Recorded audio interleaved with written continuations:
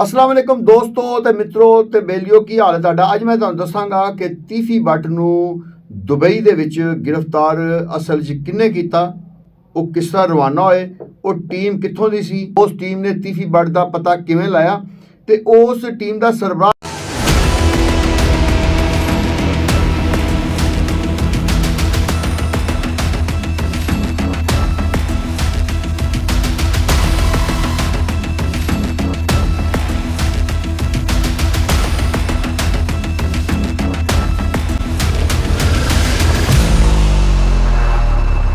तीफी but है ये फरवरी 2024 ਦੇ ਵਿੱਚ ਜਦੋਂ ਬਲਾਜ ਦਾ ਕਤਲ ਹੋਇਆ ਸੀ ਇਹ ਉਦੋਂ ਦਾ ਹੀ ਫਰਾਰ ਹੋ ਕੇ ਤੇ ਬੈਰੂਨ ਮੁਲਕ ਚਲਾ ਗਿਆ ਸੀ। ਪਹਿਲੇ ਇਹ ਬਰਤਾਨੀਆ ਦੇ ਚਲਾ ਗਿਆ, ਬਰਤਾਨੀਆ ਤੋਂ ਫਿਰ ਇਹਨੇ ਵੀਜ਼ਾ ਜਦੋਂ ਐਕਸਪਾਇਰ ਹੋਇਆ ਤੇ ਵਾਪਸ ਦੁਬਈ ਆਇਆ ਵੀਜ਼ਾ ਲਵਾਉਣ ਤੇ ਇਸ ਦੌਰਾਨ ਪੰਜਾਬ ਪੁਲਿਸ ਦਾ ਇੱਕ ਸਪੈਸ਼ਲ ਸੈੱਲ ਬਣਿਆ ਹੋਇਆ ਹੈ ਜਿਹੜਾ ਸਿਰਫ ਪੰਜਾਬ ਤੋਂ ਬੈਰੂਨ ਮੁਲਕ ਫਰਾਰ ਹੋਣ ਵਾਲੇ ਮੁਲਜ਼ਮਾਂ ਇਸ਼ਤਿਹਾਰੀਆਂ ਨੂੰ ਕਾਤਲਾਂ ਨੂੰ ਫੜਦਾ ਹੈ ਤੇ ਉਸ ਜਿਹੜੀ ਸਪੈਸ਼ਲ ਟੀਮ ਹੈ ਉਹਦਾ ਸਰਬਰਾਹ ਹੈਗਾ ਖਾਲਿਦ ਵਰੀਆ।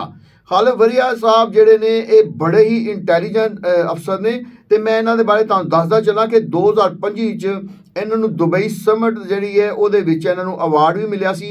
ਇਹਨਾਂ ਦੇ ਨਾਲ ਸੀਨੀਅਰ ਅਫਸਰ ਅਯਾਜ਼ ਸਲੀਮ ਸਾਹਿਬ ਨੂੰ ਵੀ ਅਵਾਰਡ ਮਿਲਿਆ ਸੀ ਕਿ ਇਹਨਾਂ ਨੇ ਬਹੁਤ ਸਾਰੇ ਦੁਬਈ 'ਚ ਜਿਹੜੇ ਪਾਕਿਸਤਾਨ ਤੋਂ ਫਰਾਰ ਹੋਣ ਵਾਲੇ ਮੁਲਜ਼ਮ ਇਸ਼ਤਿਹਾਰੀ ਕਾਤਲ ਤੇ ਅਗਵਾ ਬਰੇ ਤਵਾਨ ਦੇ ਮੁਲਜ਼ਮ ਤੇ ਬੱਤਾ ਲੈਣ ਵਾਲੇ ਮੁਲਜ਼ਮ ਜਿਸ ਉਹਨਾਂ ਨੂੰ ਗ੍ਰਿਫਤਾਰ ਕੀਤਾ ਸੀ ਤੇ तीफी बट ਦਾ ਵੀ ਜਿਹੜਾ ਸੁਰਾਗ ਹੈ ਉਹ ਖਾਲਿਦ ਵਰੀਆ ਨੇ ਲਗਾਇਆ ਤੇ ਉਹ ਜਦੋਂ ਉੱਥੇ ਪਹੁੰਚ ਗਏ ਤੇ ਇਹਨਾਂ ਨੂੰ ਪਤਾ ਲੱਗ ਗਿਆ ਕਿ ਉਹ ਕਿਹੜੇ ਫਲੈਟ ਦੇ ਵਿੱਚ ਆਉਂਦੇ ਜਾਂਦੇ ਰਹਿੰਦੇ ਨੇ ਤੇ ਉਸ ਫਲੈਟ ਦੇ ਗਿਰਦ ਜਿਹੜਾ ਨਾ ਇਹਨਾਂ ਨੇ ਆਪਣੇ ਕੁਝ ਮੁਖਬਰਾਂ ਨੂੰ ਖੜਾ ਕੀਤਾ ਤੇ ਉਹ ਮੁਖਬਰਾਂ ਨੇ ਫਿਰ ਦੱਸਿਆ ਕਿ ਜੀ ਅੱਜ ਜਿਹੜਾ ਨਾ ਗੋਗੀ ਬਟ ਨੇ ਇਸ ਫਲੈਟ ਵਿੱਚ ਆਉਣਾ ਤੇ ਖਾਲਿਦ ਵਰੀਆ ਸਾਹਿਬ ਜਿਹੜੇ ਨੇ ਉਹ ਆਪਣੀ ਜਿਹੜੀ ਮਖਸੂਸ ਟੀਮ ਹੈ ਉਹਨੂੰ ਲੈ ਕੇ ਉੱਥੇ ਪਹੁੰਚ ਗਏ। ਲੇਕਿਨ ਇਸ ਤੋਂ ਪਹਿਲੇ ਉਹਨਾਂ ਨੇ तीफी बट ਦੀ ਗ੍ਰਿਫਤਾਰੀ ਲਈ ਜਿਹੜੇ ਅਹਿਮ ਅਮੂਰ ਸੀ ਉਹ ਵੀ ਪੂਰੇ ਕੀਤੇ।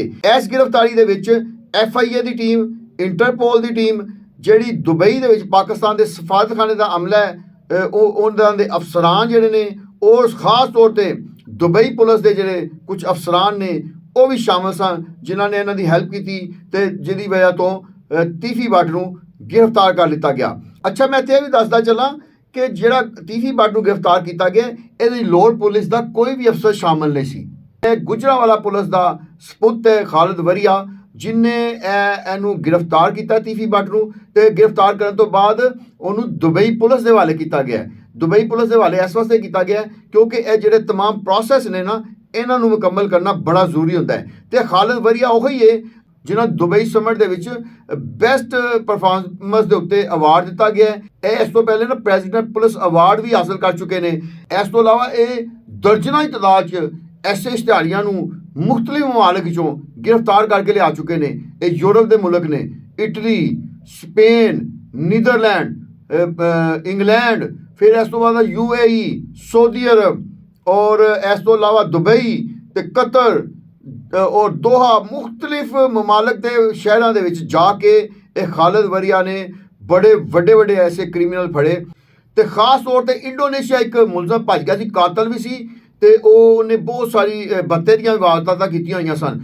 उस मुलजम नूं गिरफ्तार करन ते खालिद वरीया नूं प्रेजिडेंट पुलिस मैडल भी दिता गया ते IG साहब ने खालिद वरीया नूं बुला के खसूसी तौर पर गले लगाया ਤੇ ਬੜੀ ਖੁਸ਼ੀ ਦਾ ਇਜ਼ਹਾਰ ਕੀਤਾ। ਮੈਂ ਇੱਥੇ ਦੱਸਦਾ ਚੱਲਾਂ ਕਿ ਪੰਜਾਬ ਪੁਲਿਸ ਦਾ ਜਿਹੜਾ ਸਪੈਸ਼ਲ ਸੈੱਲ ਬਣਾਇਆ ਗਿਆ ਹੈ ਬੈਰੂਨ ਮੁਲਕ ਫਰਾਰ ਹੋਣ ਵਾਲੇ ਕਾਤਲਾਂ ਨੂੰ ਫੜਨ ਵਾਸਤੇ ਉਹਦਾ ਇੰਚਾਰਜ ਵੀ ਖਾਲਿਦ ਵਰੀਆ ਹੈ। ਇਹ ਬੁਨਿਆਦੀ ਤੌਰ ਤੇ ਇੰਸਪੈਕਟਰ ਨੇ ਤੇ ਹੁਣ ਇਹਨਾਂ ਨੂੰ DSP ਪ੍ਰਮੋਟ ਕਰ ਦਿੱਤਾ ਗਿਆ ਤੇ ਖਾਲਿਦ ਵਰੀਆ ਨੇ ਬੜੇ ਖਤਰਨਾਕ ਮੁਲਜ਼ਮਾਂ ਨੂੰ ਫੜਿਆ। ਇੱਕ ਇਹੋ ਜਿਹਾ ਖਤਰਨਾਕ ਮੁਲਜ਼ਮ ਸੀ ਕਿ ਜਿਹੜਾ ਗੁਜਰਾਂਵਾਲਾ ਦੇ ਵਿੱਚ ਮੀਆਂ ਬੀਵੀ ਨੂੰ ਕਤਲ ਕਰਕੇ ਤੇ ਫਰਾਰ ਹੋ ਗਿਆ। ਉਹ ਮੁਲਜ਼ਮ ਦਾ ਨਾ ਖਾਲਿਦ ਵਰੀਆ ਨੇ ਪਿੱਛਾ ਕਰੀ ਰੱਖਿਆ ਤੇ ਪਹਿਲੇ ਇਹ ਜਨੂਬੀ ਅਫਰੀਕਾ ਗਏ, ਫਿਰ ਨੀਦਰਲੈਂਡ ਉਹਦੇ ਪਿੱਛੇ ਗਏ ਲੇਕਿਨ ਉਹ ਉੱਥੋਂ ਵੀ ਨਿਕਲ ਗਿਆ। ਫਿਰ ਪਤਾ ਚੱਲਿਆ ਉਹ ਸਪੇਨ ਚਲਾ ਗਿਆ, ਇਹ ਪਿੱਛੇ ਸਪੇਨ ਚਲੇ ਗਏ, ਸਪੇਨ ਤੋਂ ਵੀ ਉਹ ਫਰਾਰ ਹੋ ਗਿਆ, ਉਹ ਇਟਲੀ ਚਲਾ ਗਿਆ।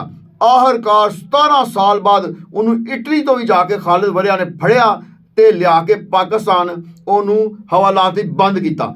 ਇਹ ਖਾਲਿਦ ਵਰੀਆ ਉਹੀ ਹੈ ਕਿ ਜਿਹਨੂੰ ਦੁਬਈ ਸਮਿਟ ਦੇ ਵਿੱਚ ਦੁਬਈ ਪੁਲਿਸ ਦਾ ਜਿਹੜਾ ਹੈੱਡ ਹੈ ਉਹ chief lieutenant general Abdullah Khalifa Obaid Al Marri ਉਹਨਾਂ ਨੇ ਖਾਲਿਦ ਵਰੀਆ ਨੂੰ ਤੇ ਅਯਾਜ਼ ਸਲੀਮ ਨੂੰ ਤੇ ਇਹਨਾਂ ਦੇ ਤੀਸਰੇ ਸਾਥੀ ਨੂੰ ਖਸੂਸੀ ਅਵਾਰਡ ਦਿੱਤਾ, ਕਿਉਂਕਿ ਬੈਰੂਨ ਮੁਲਕ ਯੂਰਪੀ ਮਮਾਲਕ ਵਿੱਚੋਂ ਤੇ ਅਰਬ ਮਮਾਲਕ ਵਿੱਚੋਂ ਤੇ ਉਸ ਤੋਂ ਇਲਾਵਾ ਦੂਸਰੇ ਮਮਾਲਕ ਵਿੱਚੋਂ ਗ੍ਰਿਫਤਾਰ ਕਰਕੇ ਕਤਲ ਡਕੈਤੀ ਰਾਜਧਾਨੀ ਦੇ ਮੁਲਜ਼ਮਾਂ ਨੂੰ ਲਿਆਉਣਾ ਇਹ ਖਾਲਿਦ ਵਰਿਆ ਦਾ ਹੀ ਕੰਮ ਹੈ। ਤੇ ਖਾਲਿਦ ਵਰਿਆ ਨੂੰ ਇਹਦੀ ਹੁਣ ਬੜੀ ਐਕਸਪਰਟੀਜ਼ ਹਾਸਲ ਹੋ ਚੁੱਕੀ ਹੈ ਤੇ ਆਖਰਕਾਰ ਖਾਲਿਦ ਵਰਿਆ ਹੀ ਉਹ ਬੰਦਾ ਬਣਿਆ ਜਿਹਨੇ ਤੀਫੀ ਬੱਟ ਨੂੰ ਦੁਬਈ ਜਾ ਕੇ ਗ੍ਰਿਫਤਾਰ ਕੀਤਾ ਤੇ ਹੁਣ ਦੁਬਈ ਤੋਂ ਵਾਪਸ ਲਿਆਉਣ ਵਾਸਤੇ ਜਿਹੜੀ ਲਾਹੌਰ ਪੁਲਿਸ ਦੀ ਇੱਕ ਟੀਮ ਹੈ ਉਹ ਤਿਆਰ ਕੀਤੀ ਗਈ ਹੈ।